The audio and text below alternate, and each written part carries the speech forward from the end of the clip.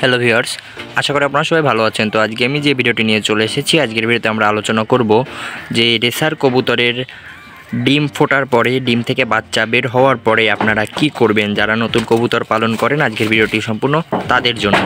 তো ভিউয়ার্স, অনেকেই রেসার কবুতর পালন করেন, অনেকে গিরিবাজ কবুতর পালন করেন, কিন্তু গিরিবাজ কবুতরের ক্ষেত্রে ডিম থেকে বাচ্চা বের হওয়ার পরে গিরিবাজ কবুতরকে একভাবে যত্ন নিতে হয় এবং রেসার কবুতরকে একটু ভিন্নভাবে কবুতরগুলো বা কবুতরটির যত্ন নিতে হয়।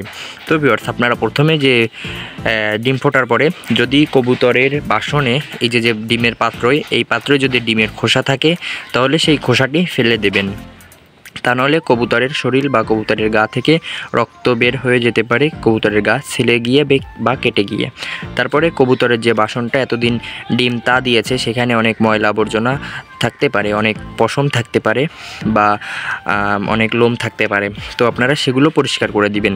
তারপরে আপনারা কবুতরকে যে খাবারটা দিবেন তার মধ্যে চেষ্টা করবেন কিছু দানাদার জাতীয় খাবার দিতে, কিছু গুঁড়া জাতীয় ছোট দানাদার জাতীয় খাবার দিতে, যেমন চাউলের গুঁড়া আছে এবং হিটকা আছে এবং তাছাড়া আছে গম। এই কয়েকটা খাবার দিতে পারেন এবং বাজরাটাও আপনারা এর সাথে মিক্স করতে পারেন। তো ভিউয়ার্স, তারপরে আপনারা যদি কবুতরটি যদি গরমের সময় আপনারা চেষ্টা করবেন একটু খোলামেলা জায়গায় রাখার। তারপরে কবুতরকে আপনারা নিয়মিত জল দিবেন এবং নিয়মিত খাবার দিবেন। এর কারণে কবুতরগুলো খেয়ে তার বাচ্চাগুলোকে খাওয়াবে। এবং আপনারা চেষ্টা করবেন এই গরমের সময় কবুতরকে স্যালাইন খাওয়ানোর।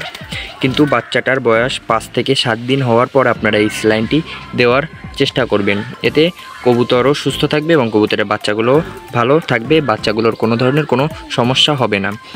এবং আপনারা কবুতরকে যে জলটা দেবেন, এই জলটা আপনারা দিনে অন্তত 3 থেকে 4 বার জলটা চেঞ্জ করে দিবেন।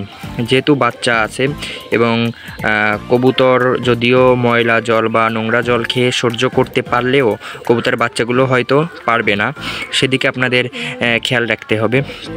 এবং আপনারা লক্ষ্য করবেন কবুতর যেখানে ডিমটা ফুটেছে, কবুতর ডিমটা, সেখানে যেন পিঁপড়া, তেলাপোকা বা ইঁদুর না আসে বা মশা না আসে। যদি পিঁপড়া আসে কবুতরের বাচ্চাকে কামড়াতে পারে বা কবুতরের বাচ্চাটা মারাও যেতে পারে।